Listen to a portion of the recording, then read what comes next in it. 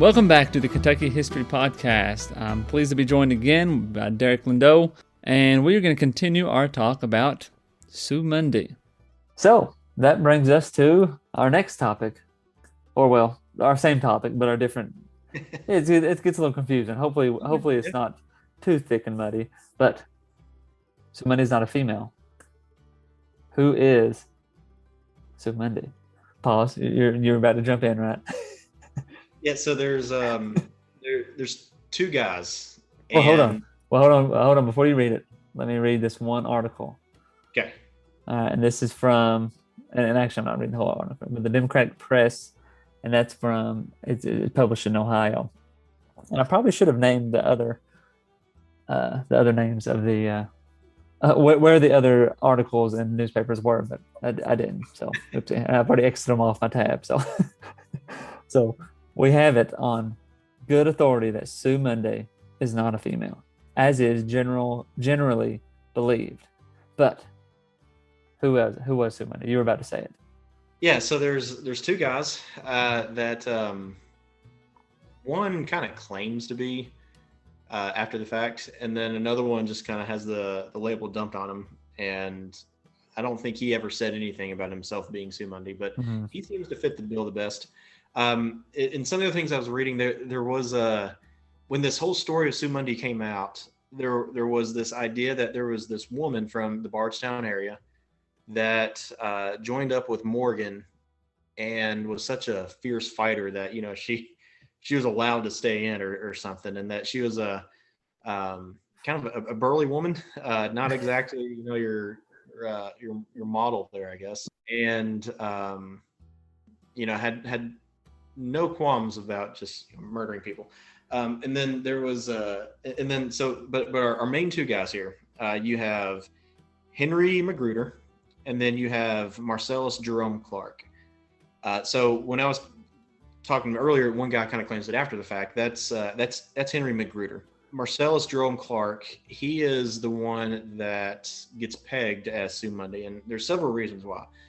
Number one is he does have this. He's only 21. I think. They're super young. Both of them, I think, are fairly young when they joined the Confederacy, and then, we'll talk about that. The other part of it a little. Go ahead. So you think? Back when I was 20, I had the toughest time growing any facial hair at all. So I kind of sympathize here a little bit, and so everyone thought I was still, in high school or something, and that would drive me crazy. But so with Clark though, there's several pictures of him, which when you look at a picture of him and you see, actually I'm looking at one right now, he does have a very boyish look. There's not a speck of facial hair on his face. Long hair too. Yeah, long curly hair. It looks like somewhat curly, and he's got just this boyish look, and the way he dresses, he's got the big plume in his hat. He looks like this cavalier, and so and one author that I've read said that at night you might not be able to tell the difference between that's true. Yeah. him being a man or a woman, and so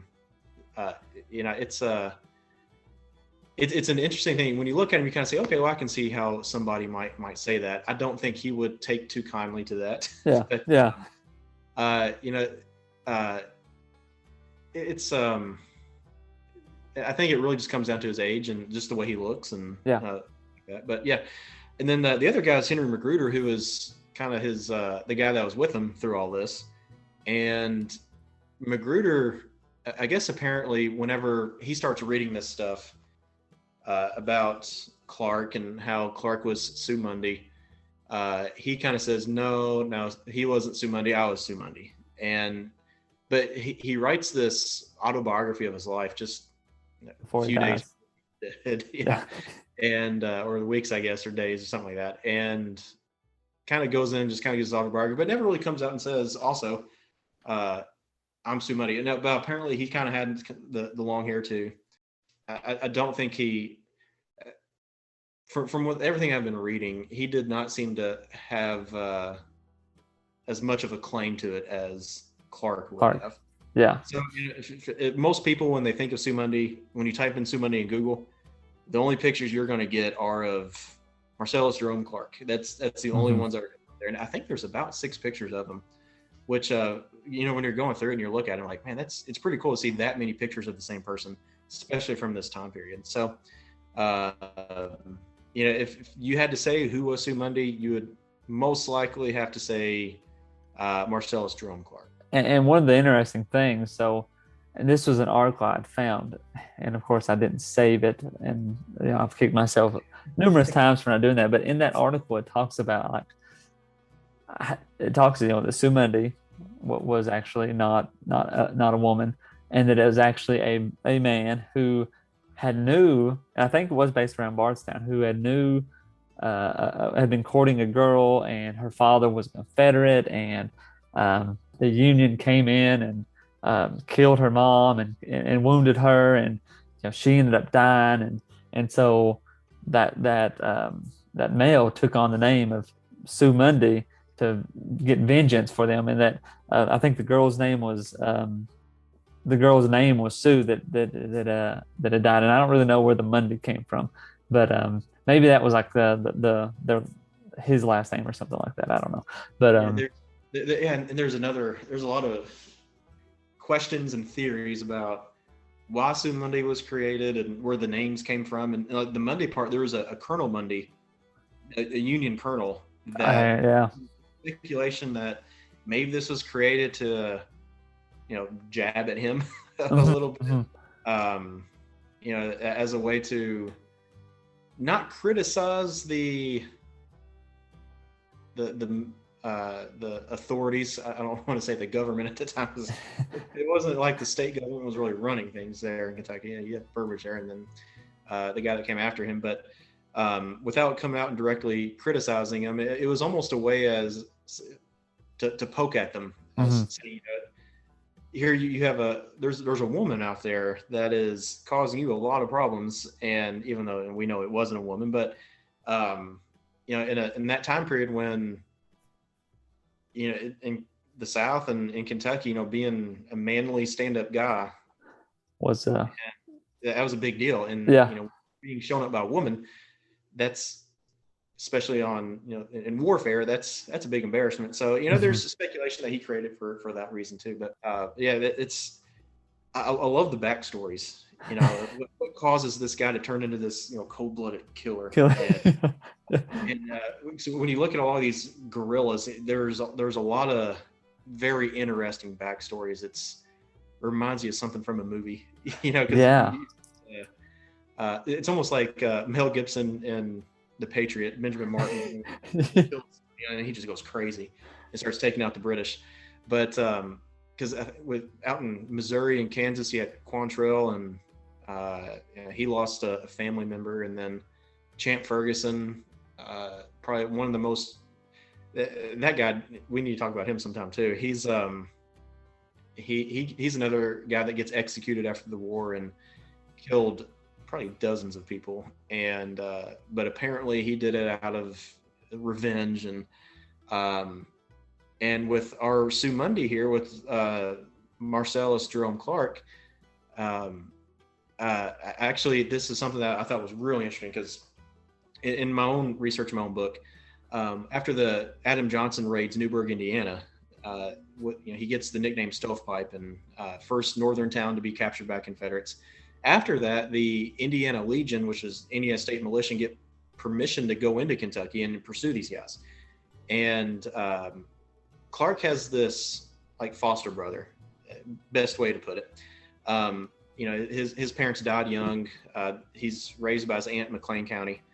And this other guy was living in the same household. They're not blood relatives, but they're basically foster brothers. They're really close. I think this other guy's about 10 years older. I think his name was Patterson or something like that. And they both go join the Confederate Army together. But afterwards, and they eventually get into this situation. They join Adam Johnson in the early days of his outfit.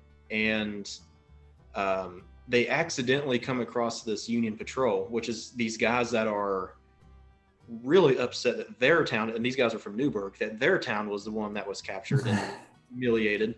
And so Patterson, he supposedly, they come across this column here. They're all on horses, and he tries to get away and turn around and shoots.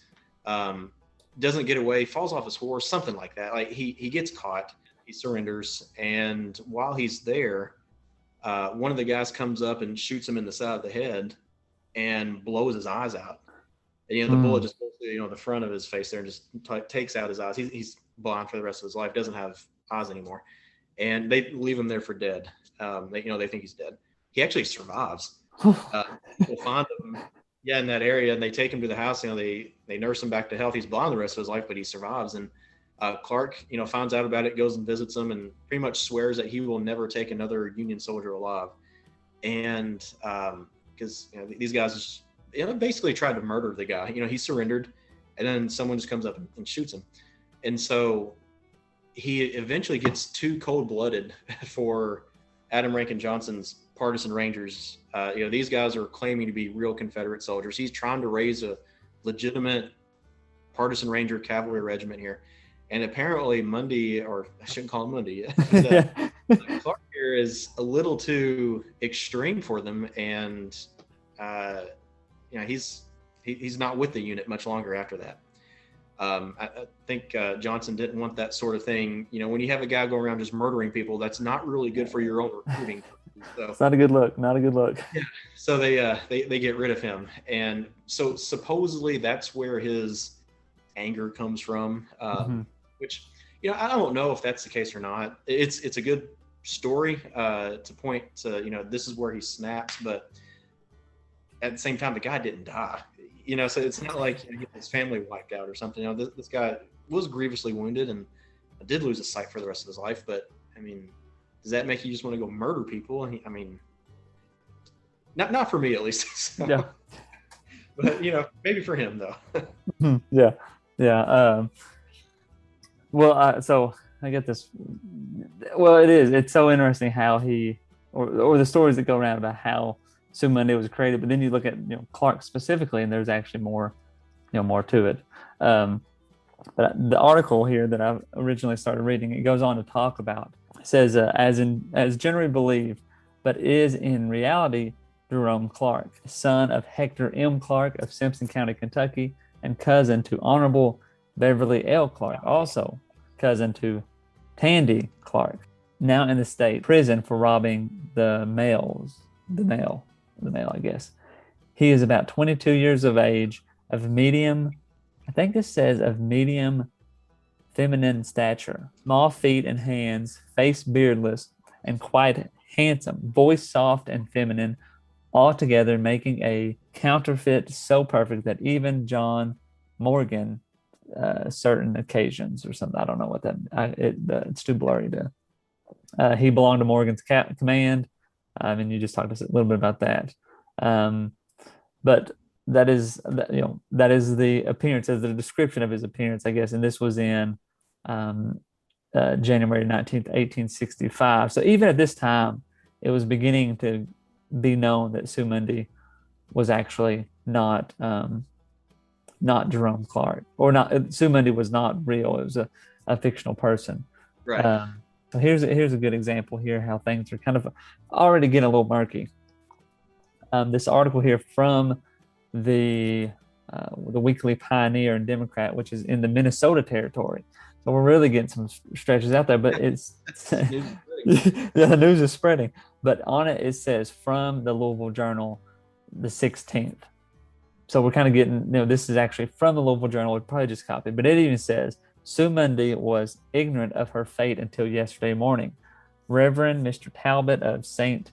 John's Episcopal Church was his spiritual advisor. So see right here, they've used the wrong pronouns. They used her and his within one sentence. So they're already starting to blur the line. When he asked Sue if he knew what would be done with him, he said he thought he would be executed. So we're even at this time, charade, is starting to become, obvious that it's not a female, or a woman guerrilla, Confederate guerrilla, and points more to even the fact that this was all kind of George Prentice probably making fun or trying to poke the fire of Burbridge and the other Union people because of the whole escapades and just all the orders and all that madness, I guess. But I have another article here too about from Clark that talks about. Let me see if I can pull it up here. The Daily Sentinel. There we go. About Clark, and it says of Sue Mundy, a gentleman who knew Clark gives the following version of how he came to call himself Sue Mundy. It appears that there was a veritable Sue Mundy in Kentucky, a handsome and accomplished young maiden to whom Clark was engaged to be married. That in the march of troops through Kentucky, the house in which Sue Mundy and her mother lived was pillaged and burned by Federal soldiers, and Sue Mundy and her mother disrespectfully treated, from which maltreatment Sue Mundy died, and that Clark swore to avenge her death, which oath he has religiously kept, as the many atrocious and diabolical murders in which he has engaged with will testify. Gathering around him a band of desperadoes, he recounted her wrongs, and with Sue Mundy as their battle cry of vengeance. So, another way of how Sue Mundy was born, which I don't find that one true. I don't know. It doesn't seem. Yeah, and it's funny because I haven't seen anything where he is saying, personally, I am Sue Mundy or anything like that. But apparently, he knew about all this. And I think they started making some articles too eventually where they kind of say, okay, it's really not a woman, but there's this feminine looking young guy out there that we're just calling him Sue Mundy. And I think they actually say that he is one Jerome Clark, I think is what they call him. And so his men, they call him Sue Mundy. they just start calling him that. I don't know in one of the articles I read was they don't know if it was out of just poking fun of him, like they call him Sue Mundy, so we're gonna call you Sue Mundy. But and that way people would know Sue Mundy, he's actually here. It was a way to also spread some fear because you've got this legend that's been created in the papers, and what better to make people fear you than claim to be that person. And it's you're everywhere all the time and people are afraid of you, and so it's a good tactic. It's something that was used to make fun of Union authorities possibly to make fun of the Confederate guerrillas themselves by calling them women, that they don't take really offense at it. They actually embrace it. So yeah, it's just it's a very interesting thing where getting to the bottom of why the name was created and who actually goes along with it and how much they actually embrace it. It's very interesting to really get into the weeds of all that. Well, and that brings up another article, which I'll kind of summarize. I won't read it directly, but another case, Jerome Clark, or it was presented in this article that the man who is Sue Mundy, never said Jerome Clark, but was in a town in Kentucky and was disguising himself as a woman and going to these dance classes or whatever they were having, these formal gatherings, and flirting with the Union soldiers, trying to get information and this and that. And like the other girls knew that this was actually Sue Mundy, and they were kind of like in cohorts together or working together, because when they knew the new general was coming in or the bigger high-ranking general was coming in, they devised a plan to get Sue Mundy out of the town before they were caught. It's just really captivating, all the angles and everything that was going on and how it even began. It gets pretty deep, man. It's wild. It does, yeah. So eventually, though, Sue Mundy is captured, and reading this from the Alexander Gazette. Well, actually, I'll say this. This is Sue Mundy was actually captured, I believe once, but got away. I'm reading this. This is in 1864, so obviously, this is a time afterwards. Sue Mundy or Sue Mundy got away. So he originally got captured at Fort Donelson. He was originally with the 4th Kentucky Infantry of the Orphan Brigade, but Fourth Kentucky was not at Fort Donelson, but a portion of that regiment, a few men, were detailed to Graves Battery, Kentucky Battery, artillery unit, and which, interesting, Graves was West Point, attended there for a bit, and was actually from Davis County, my area here. But so that battery was sent to Fort Donelson. They end up surrendering there, and he gets sent to Camp Morton in Indianapolis as a prisoner. Gets out of that, escapes, makes his way back to Kentucky, and that's how he joins up with Adam Johnson, that I was alluding to earlier. And that's where his foster brother was in the same unit with him, and that's where he gets his eyes blown out. So yeah, he got captured there, then escapes, and then serves with from whatever he. I don't know why he didn't just go back to his original infantry unit, but or back to Graves Battery, but somehow gets tied up with Morgan. I don't know if it's because of his career skills, if that's what did it. So, yeah, he doesn't get captured again until the very, very end. That's where we get to, and I'll read this article here from the Dayton Daily, which from Dayton, Ohio. The Telegraph this morning brings us news that Sue Mundy, alias Jerome Clark, was executed yesterday evening in Louisville. The Louisville Democrat gives some particulars of the arrest of Clark and his associates and gives a description of the parties. It has been asserted that Magruder, who had been badly wounded in Breckinridge County about 17 days ago, was concealed in Meade County, and Sue Mundy, alias Jerome Clark, and Henry Midkiff were his attendants as nurses. They pressed the services of Dr. Lewis of Meade County to give him aid and had concealed Magruder in a tobacco barn on the farm of Mr. Cox about 10 miles back of Brandenburg. Approached the house and broke open the door. Sue Mundy fired 12 shots rapidly, wounding 3 of the Federal soldiers in the party, one dangerously and the other 2 slightly, but finally captured. I think it has to be captured. We understand under promise to be treated as a prisoner of war until they arrived at Louisville. A beautiful gray eagle horse belonging to Mr. Peel of Breckinridge County was captured, which Sue had taken from him some time ago. One other horse was captured. Magruder is badly wounded, having been shot through the left breast, and it is supposed cannot recover. So there you have it. In Meade County, Sue Mundy is captured. Needless to say, Magruder is there with him. He gets shot, but they all make it the trip to Louisville. I believe Jerome Clark is hung first, and then Magruder is hung later because Magruder was too injured to be hung at the moment. Yeah, that is just that blows my mind. Yeah, so he had been shot originally, and like you said, they got surrounded by some they were Wisconsin soldiers, and but what's interesting is what Clark tries to get for himself when he surrenders. He knows about that order. You can shoot guerrillas on sight, and he says, treat me as a prisoner of war, as a legitimate Confederate soldier. If you do that, I'll surrender and make it easier, your job easier. And so the agreement he gets with that officer that's on the scene there, okay, sure.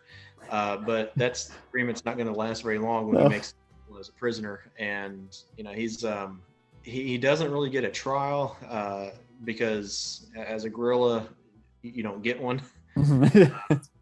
So he has no lawyer, has no trial. He doesn't really get to testify. He goes down saying that he was not guilty of a tenth of the things that he was accused of doing, because they do bring him in front of somebody and pretty much lay out all the accusations against him, and claims that he is a commissioned Confederate officer and claims to be a captain, I think. Yeah. And that he demands to be treated as a prisoner of war, and they just disagree with that. Nope, son, sorry. Yeah. And so if whether he was guilty of all that, I really don't know. It makes you wonder, though. Quantrill was in Kentucky at this time too, and he'd been living the whole war out in Missouri and Kansas, and he sacked Lawrence, Kansas, and the massacre there. I mean, that guy was. You think talking about bad guys, that guy was bad. And so you wonder how much things did he do that guy would shoot his own men. I mean, God. Wow. You wonder how much things that guy did, or any of these other guerrilla bands that were all over the place, like Davison's Hyenas. They were kind of operating in that same Breckenridge, Hancock County, Davis County area. And so you just kind of wonder, how much stuff did they do that just got pinned on Clark? And, was he telling the truth there? And because it's interesting, his last hours, like with the story you're telling earlier, where he's talking with the priest. And he's like, well, I'll probably be shot. He's like, well, do you know when that might be? He said, probably a few weeks. And he's like, well, there's a lot of things you probably need to think about before then. You might want to think about it a little quicker. So like, well, come back in a few days. He's like, even faster. Yeah. Like, you don't have that much time. He's like, yeah, they're gonna hang you at 4:00. And so, so I think that kind of shook him a little bit there. And so he gets baptized and goes through confession and everything. And apparently they can't really say what some of his last words are, but what some people have said that, he was muttering something along the lines of, Lord have mercy on my poor soul, kind of something like that. Yeah. And so if that's all true, he goes through all of that, and knowing he's going to die, gets baptized and does confession, and still claims that he didn't do all that stuff. It makes you wonder. Yeah. Maybe he really didn't. Maybe this guy really did was wrongfully killed. So it really just makes you wonder. Mm-hmm. But if he was guilty of all that stuff, like we were talking before we started recording, there was one article I read where the author, and this is from the 1960s, was saying, he got hung and that's what he deserved. I mean, the guy hated Clark there. But if he did do all that stuff, well, yeah, he deserved it. But at the same time, it's like, man, what if he didn't? Yeah, what if he? Yeah. It really reminds me of. Did you ever see that movie, The Conspirator? Came out about 10 years ago about the Lincoln assassination and the trial of Mary Surratt. No, I don't think so. It really reminds me of that. She got a military trial, and she claimed her innocence the whole time, and she got hanged anyway. So I always thought there's some parallels there in the two stories. But then talking about Magruder, he comes into Louisville in an ambulance. And so they nurse him back to health because apparently he's too wounded to stand trial, which I don't know how much of a trial he really got. But, yeah. And they ended up hanging him, I think in August or September, October, something like that. I mean, it is well after the war is over. They hang him for that anyway. And in the meantime, while he's recovering from his wound so he can be executed, which just blows my mind. He writes his autobiography, 3 Years in the Saddle is what it's called. And there's a quote from that I think is just pretty telling as to where, the mindset is of these guys. And it said that mankind declared war against me.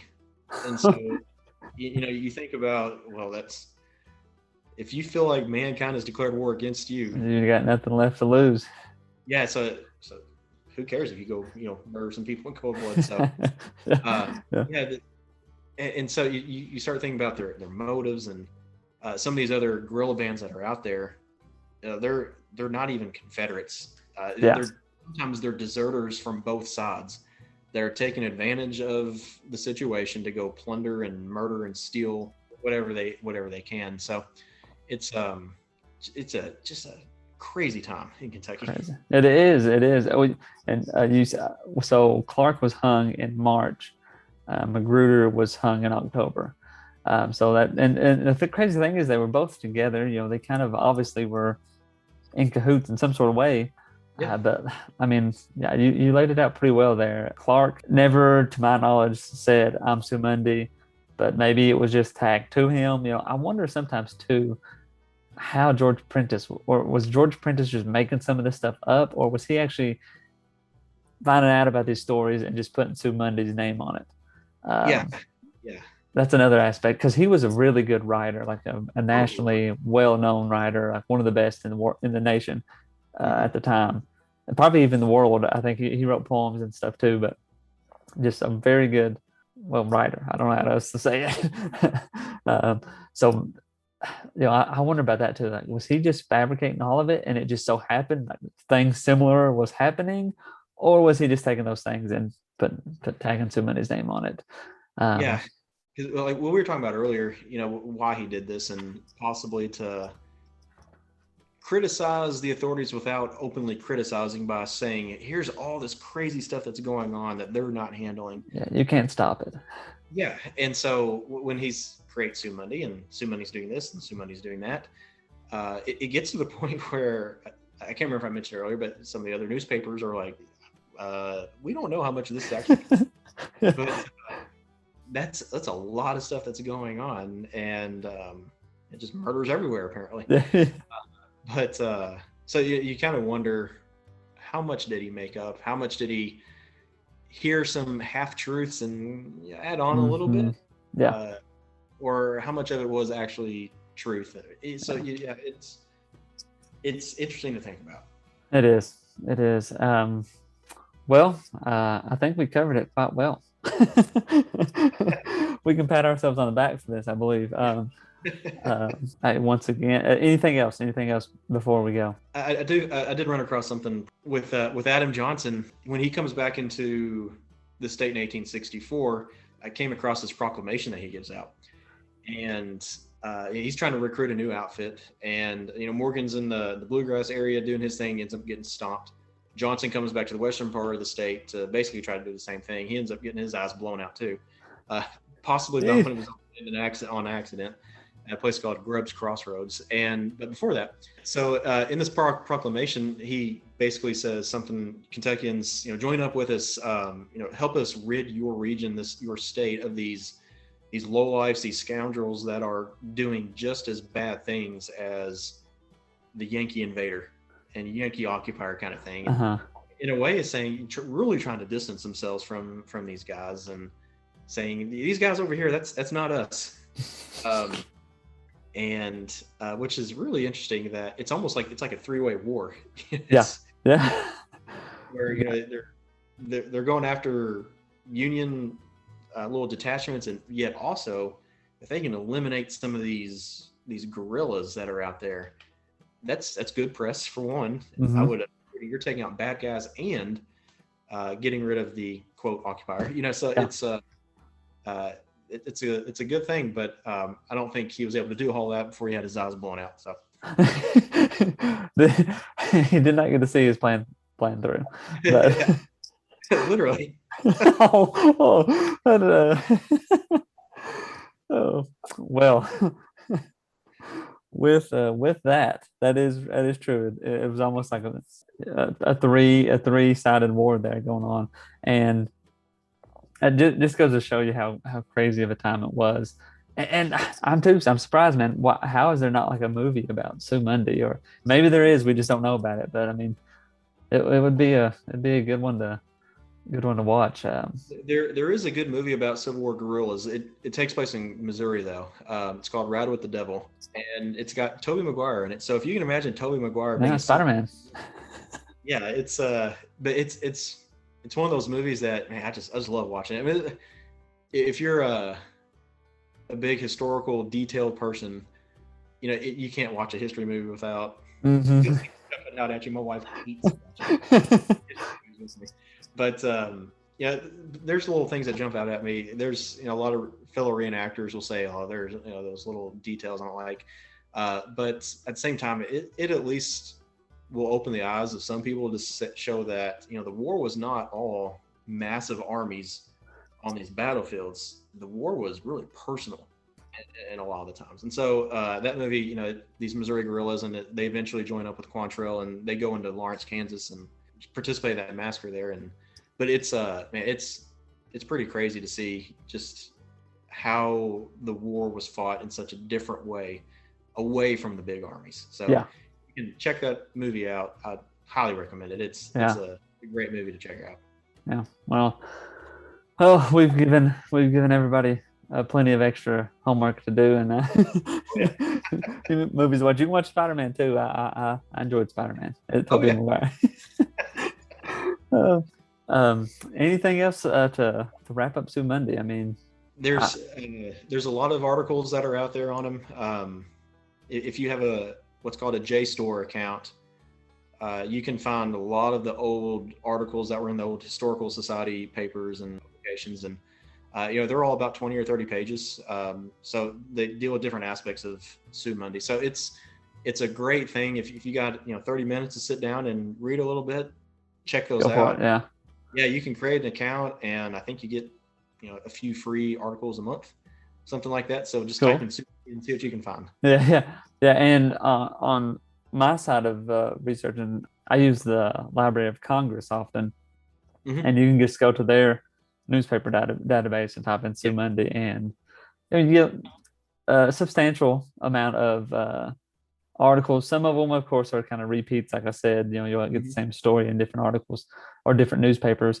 But there's a lot out there to learn about, and hopefully you learned a little bit, here today with us chatting about it. So again, if there's nothing else, you got anything else, Derek? I don't have anything. No. Same thing kind of lingers. You got your book coming out. Check out the Civil War, Kentucky Civil War on Twitter and the blog. Also the Western Front blog as well. For that, just type in westerntheatercivilwar.com. You'll find it, and then look for us on Facebook. We have a group. We don't have a page, but we have a group so people can participate. Just type in Western Theater and the Civil War, and it should pop up on there for you. Yeah, just follow the group rules, right? Yeah, just be nice. Well, that's basically. Well, if you are in any groups that are like public, you constantly get those people putting that spam stuff in there that's just aggravating. But well. All right. Well, if there's nothing else, thanks again, Derek, for joining us, and we'll have you back on soon to talk some more Civil War. Well, thanks for having me. I enjoyed it as always. All right. Thanks for listening. We'll see you next time.